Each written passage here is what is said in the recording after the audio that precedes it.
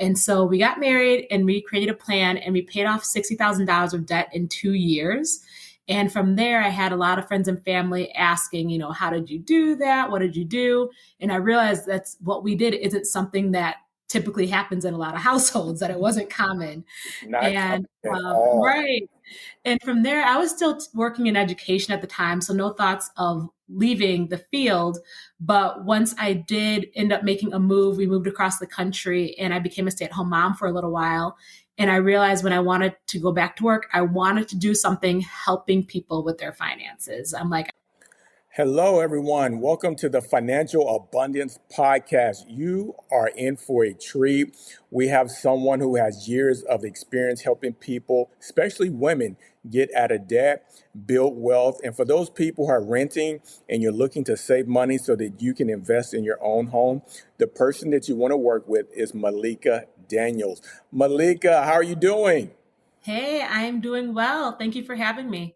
Well, thank you. Thank you. And to my listeners, once again, you can always book a free call with me at www.madillard.com. My name is Michael Dillard. I'm the author of Build Generational Wealth, Retire Early. It is an educational, entertaining fiction book about personal finance, how Marcus met LaToya at church and started dating, and then his uncle passed on financial knowledge.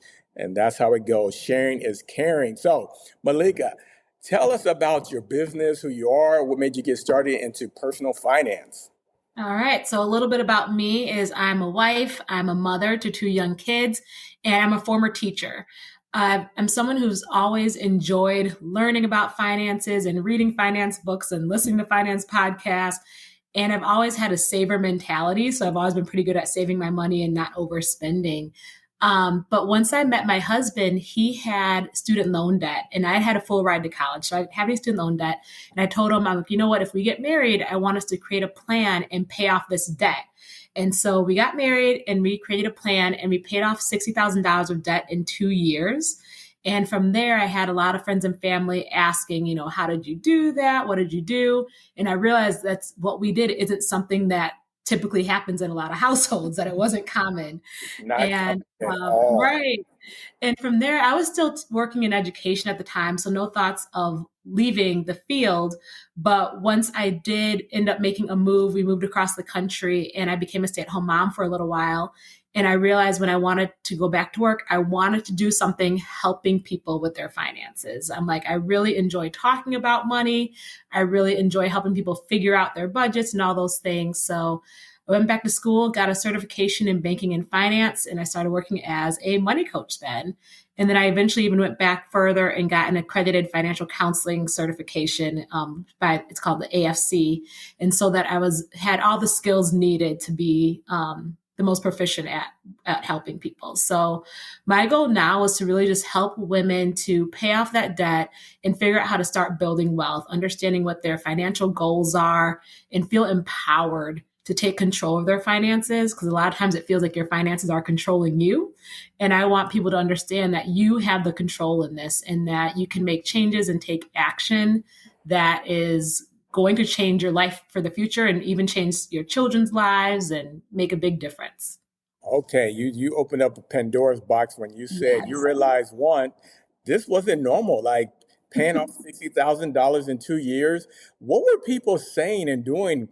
Because imagine you graduate from college, everyone's buying a nice house, the cars and everything, and they're looking at you like, what's going on? How are you feeling?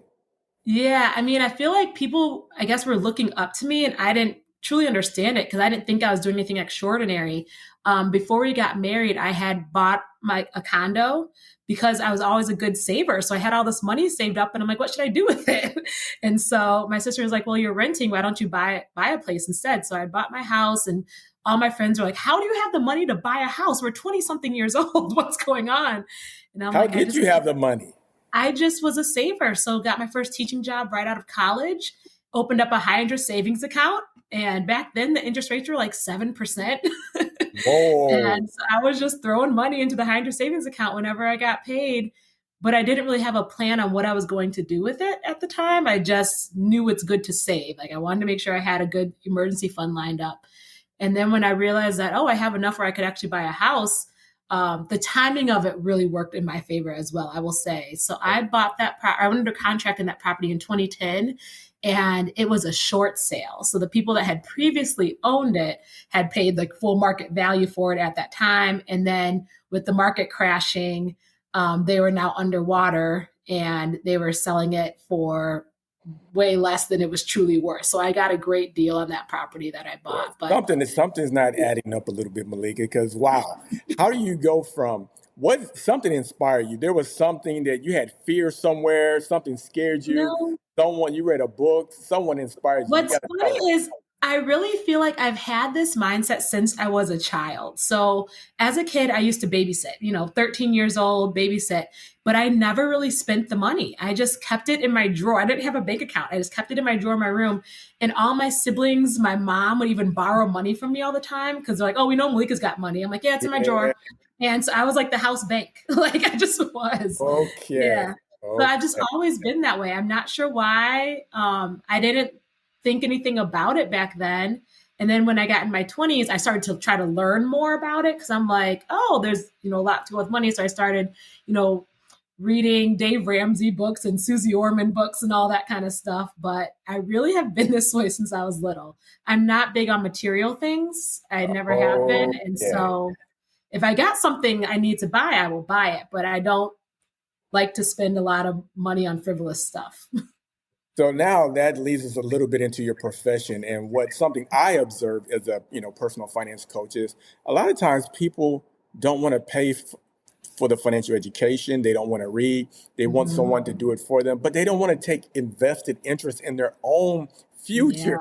How do you deal with having those conversations when you see people making bad financial decisions? Yeah, definitely. So, a big thing for me is yes, we're going to talk about the numbers, but I also focus a lot on the mindset. And I developed something that I call the 8 qualities of a money planner. And it's just different mindset things that we talk about during our coaching sessions to help you to shift the way you think about money and the way that you deal with money. And one of those things, the first one we talk about is taking accountability. And it's taking accountability for your past, your present, and your future finances because this idea that someone else should just do it for you is not the reality of it. Like you are the person that has to make those financial decisions day in and day out. And sometimes 20 times a day, we're making different financial decisions. And Yep. so at the end of the day, if you want to be successful with your finances, you have to realize that the onus is on you. You're the one driving this money train. You're driving the bus, right? So I just have that conversation a lot. Like, if you're having struggles and you tried this or tried that and it's not working, like maybe working with somebody that can help to guide you and get you on the right path. Um, but at the end of the day, I always say I am not like a fairy godmother. I can't wave around and fix your finances for you. Yep. I can give you direction. I can guide you and support you all the way. But at the end of the day, you have to be ready to make that change. And so that's a big conversation I have with people before they sign up with me. Like I make sure that you understand what this is. I'm like, this is not me coming in and just like saving the day for you. You have to save the day for yourself, and I'm going to support you through it. Recently, I was talking to a great guest, and she mentioned money is emotional. Mm-hmm. Money is emotional. And it hit me. And I realized that, yeah, a lot of times people are making decisions based upon how they feel. I feel hungry today. I'm starving. I didn't plan. So let me Yeah. stop and get this fast food real quick because I didn't plan, right? Yes. Let me go buy this pair of shoes for this party I'm going to go to. But then next week they got another event that they got to go to. So all these things you have to go to is like, do you really have to go? Do you really have to have Mm-hmm. shoes? So then you start to realize that people don't plan when it comes to spending their money. Yes. Yep. And that's exactly why I chose the name that I did for my business, Women Who Money Plan, because I want people to think about the plans and be intentional with the decisions that they make. And one thing I've learned as I've gotten more and more into coaching that handling your money is a lot like handling your health, like your physical health, like eating right and things like that. Because it's a lot of times it's emotional, like, oh, I feel bad today. I'm gonna go eat McDonald's or whatever. You know what I mean? Like we want to feed those emotions with food a lot of times. And so what I'm learning, not just in finances, but even in physical health, is you need to move based on your plan, not on your emotions. So like if you haven't Oh, you got planned to your repeat life that in one this again, way, Melissa. That's a yeah. You got to move You got to according make to moves what? based on your plan, not on your emotions. Because emotions are always going to be there. If I'm trying to lose weight and I'm like feeling like I'm not in the mood to go to the gym or I'm not in the mood to cook anything healthy, that's my feelings. But what's my plan say? My plan says I'm supposed to go to this gym 3 times a week. My plan says I'm supposed to, not eat out or whatever. So like you really need to make decisions based on the plan instead of your emotions because the emotions are going to steer you wrong almost all the time. So, and it's the same when it comes to Yes. money. Yes. And I just recalled the podcast episode, Sarah Penfold. Folks, go to Financial Abundance Podcast and listen to the podcast where I had my special guest, Sarah Penfold, where she really tells you why money is emotional. She studied it Mhm. for years, so she has some information that will help you change your mindset about money. Now, this is interesting conversation because when it comes to investing, a lot of times people, Malika, they want that $1 million tomorrow. So how do you tell people it's not possible? On TV, you can get this. You got this infinite banking. You got this. You got that. You got the Bitcoin. You got all this stuff that you can make 1,000% return overnight. Yeah. So I have a few thoughts when it comes to investing. One, I wish somebody would have told me the importance of investing when I was younger. All I knew was don't spend a ton of money and save your money. And that's one thing, like if I could go back in time, I would tell my 13-year-old self who was babysitting and just sticking that money in my drawer to put Yeah. that into a Roth IRA. Like I wish I could go back, like for That's what I'm sure. doing for my daughter right now. I made Yeah. her put money in her Roth IRA right now. Yes. And she's working, and she said, "Dad, time for you to transfer money again into my Roth account." The Yes. I mindset, love Malika. that. I love that. So yeah, that's one thing about investing is like starting early is key. Time. What is that phrase? Time in the market is better than Yes. timing the market. Oh So the yes, sooner you can get in, the better. But also, people have a lot of fear when it comes to investing, I know. and so one of my phrases in the 8 Qualities of a Money Planner is "Do it scared." It Do is okay to it. have fear. Ooh, we got to repeat it again for the Do people it that didn't catch it. scared. Yeah. Do it I do scared. it all the time. I'm scared of a lot of different things. Doing podcasts intimidates me, right? Ooh, you But can't I'm tell. doing You it look like a anyway. natural. Yes, I'm doing it anyway. So doing things scared, I think is so important. So if you're someone who knows that people are making money doing this investing thing, but you're unsure about it. First thing is just get some information, like talk to people that are doing it, read some books, talk to a money coach, talk to a financial advisor, do different things to learn more about it, educate yourself, and then take the leap and just start. Um, but in terms of the get rich quick stuff, when it's like investing that we hear a lot of, I try to focus my clients on first build a solid foundation. Like it's like building a house, right? You have to have a solid foundation first. So pay off that credit card debt, that high interest debt, build up an emergency fund. So if something pops up, you can you can handle that. Make sure you're putting money away consistently for your retirement, for the future. Get all those things, your ducks in a row there. And then if you want to try some of these other extravagant investing things that you've heard about, I say use what I call like play money. Okay. I've done it, plenty of times. Like, oh, let me try with this a little bit, with a little bit of money, a small percentage of money that if you lost it all, it's not going to affect your life whatsoever, right? Yep. So I feel like when you're hearing all these like, try this, try that, you have to make sure your ducks are in a row first and you've got all those aligned, and you might have a little bit of money that you set aside to try to do some of this extra stuff to jump into. I love Bitcoin. I got into Bitcoin a few years ago and it's doing well right now. So I'm happy. So I Yes. would never tell somebody not to do any of those things, Yep. but you don't want to do it with the money that you need for your rent. You don't want to do it with the money you need for retirement. You don't want to do it with the money that you're going to need for something in life. So use some play money to explore some of those other avenues is what I say. Makes sense. Yeah. What are like some of the biggest financial mistakes that you see people make with money? Yeah, a few of them. So I think one is when it comes to using credit cards. One thing is some people think credit cards are like the devil and they just like, I won't use credit cards. I never use them. And I think credit cards are a great tool. They can be a great tool. But a lot of people that use credit cards have this belief that you need to carry a balance every month and you should have your balance be around 30%. I've heard that from multiple people. Like, yeah, you should keep your balance at around 30% utilization to help your credit score. And that's just not true.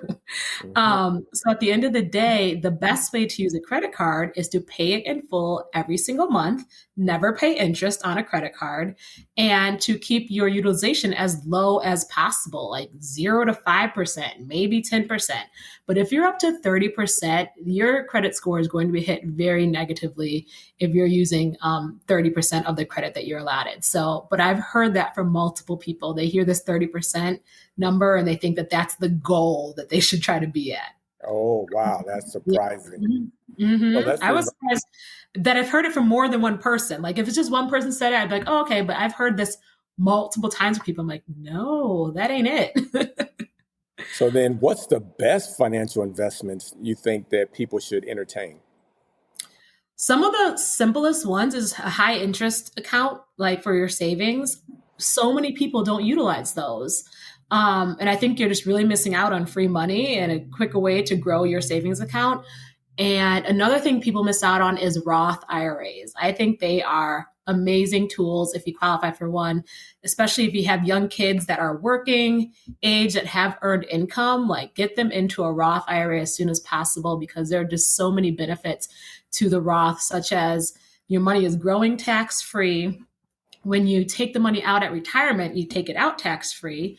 But if something comes up in life and you need to take out some of that money from your Roth, you can take out what you contributed without any penalty or tax, throughout the years. So I think having a Roth is like rule, like just get one. Like That's if it. you qualify to contribute to a Roth, get a Roth and try to max it out each year. There's a reason, I always say too, there's a reason that the government gives you a max that you're allowed to contribute to a Roth is because it's so good. They don't want you to like benefit even more than possible. So they're like, we're going to cap this. Like you can't benefit too much over this. So. How long does it typically take for you to work with a client to get them from having the right mindset to showing benefits? Yeah, I would say 4 to 6 months is typical. And it's not going to be like your finances are completely overhauled at 4 to 6 months, but by then we've usually paid off some debt, we've built up some savings, you understand where your money is going, you have a better idea on how to make financial decisions, and you're feeling more confident about your ability to make financial decisions. So the programs that I offer right now can range anywhere from 1 to 4 months, but I also then do a maintenance plan. So if anybody from any of the programs says like, nope, I think I still need to work with you, we'll continue doing some maintenance coaching as well. So I think for probably the best results is getting at least 6 months, I would say, to really feel like, okay, if I'm not working with Malika anymore, I know what to do. But then they also know they can always reach out and hit me up for another appointment if we need to, because our financial situations are always changing and shifting, whether you're getting a new job or losing a job or wanting to buy a house or all these different things. So there's never a time in life where you're not making financial decisions. Definitely, definitely, definitely. Well, you're doing a good job helping people, impacting the world one family at a time, helping people to leave a financial legacy. I know it feels Yes. good. That's my goal. I just calculated how much debt I've helped clients pay off this year, and it was we hit over $100,000 in debt paid off this year, and so I'm just so excited about what's possible now for those people that have shed this debt and now have more money in their pocket every month to achieve the other financial goals that they have. So now the question that's kind of popping up is a lot of times people are willing to spend money on the Gucci purse or the Jordans, right? They'll spend all that money on it. But when you tell them, hey, I got to charge for my time, how do you have that conversation? Oh, in terms of like them wanting to spend money on those material things, but not wanting to spend the money on coaching. Is that what you mean? Yeah, Yeah. correct, Okay. correct. Gotcha. I mean, I think of coaching as an investment in yourself. And it's honestly investment in your whole life. It's not just about money. It's investing in your life because you will be able to do more things in life that you want to do once you get your money situated, because our finances affect every aspect of life. They truly do.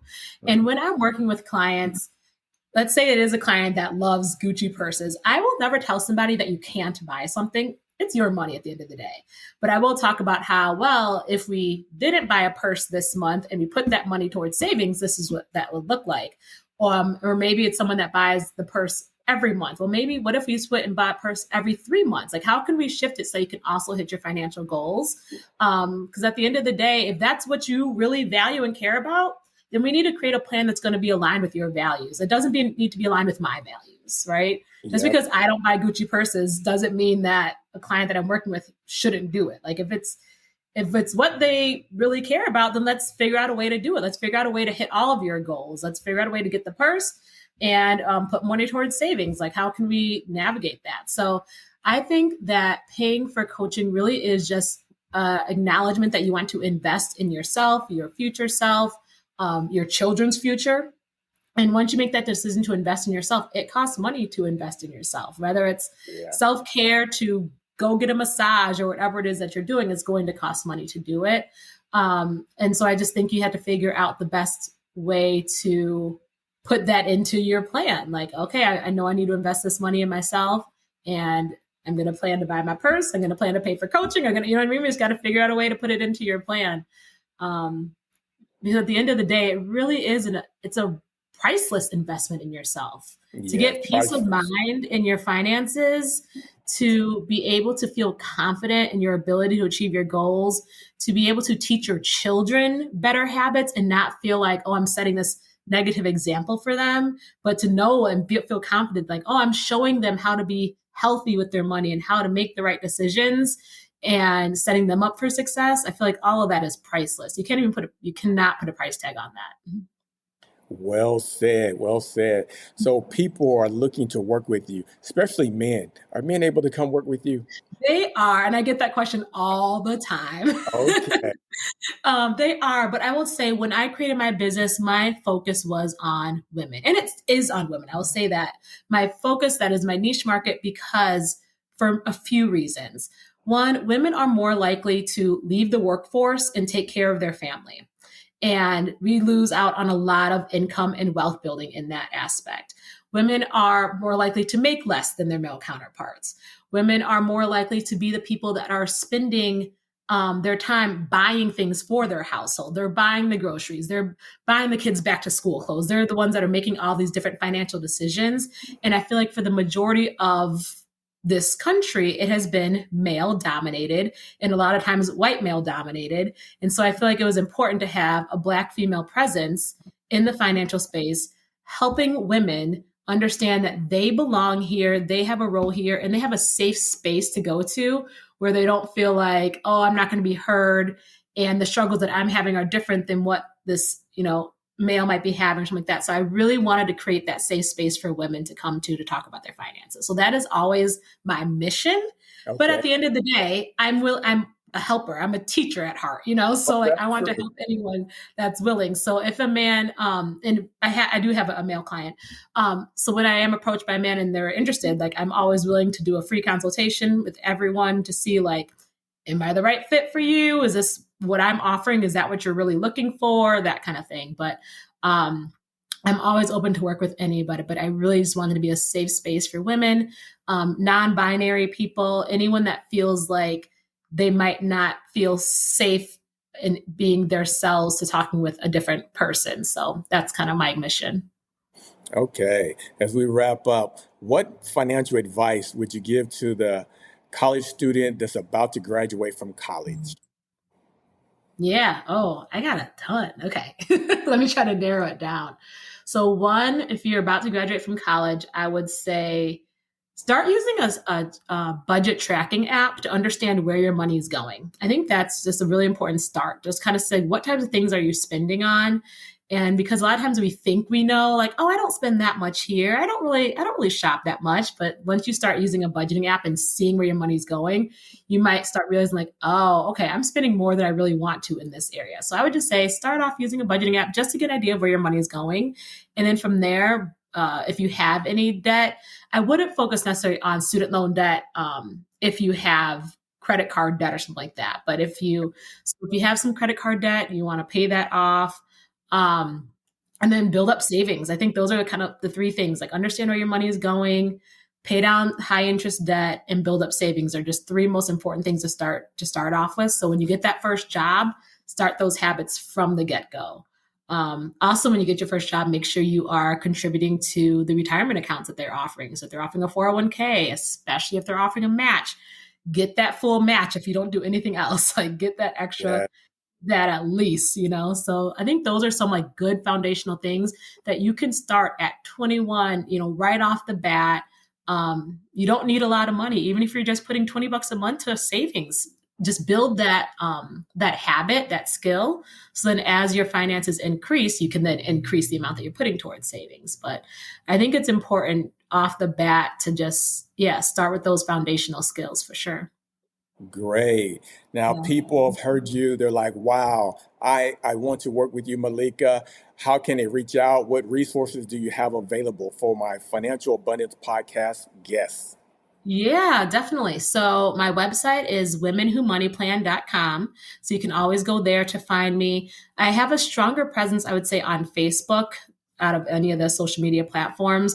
I do have a Facebook group. This Facebook group is just for women. It's a safe space for women to talk about finances, talk about their struggles. So Women Who Money Plan private Facebook group is an option for women to join. And then all people can follow me on my Facebook page, Women Who Money Plan, Instagram page, Women Who Money Plan, those kind of things. And I always offer free consultations where we'll get to chat and see what's going on, what are your goals, and explain to you what my program looks like and see if it would be a good fit for you. And then I also offer a guide. It's called 7 Steps to Pay Off Debt. And so that's available as well. You can find that link on my Facebook page there, and that would get you connected to me. Yeah, those are pretty much the main ways to connect to me. Well, great, folks, audience members. There's so many resources available. There's no excuse for you to suffer in agony dealing with stress, not knowing how you're going to plan for your financial future. You can go to Malia's website, womenwhomoneyplan.com. She has free resources available. You can go to madillard.com. There's free resources available. There's lots of people who are helping you build generational wealth, trying to help you become stress-free when it comes to money. Folks, that's our time. Make sure you hit the like, share, and see you next time. Awesome. Thank you.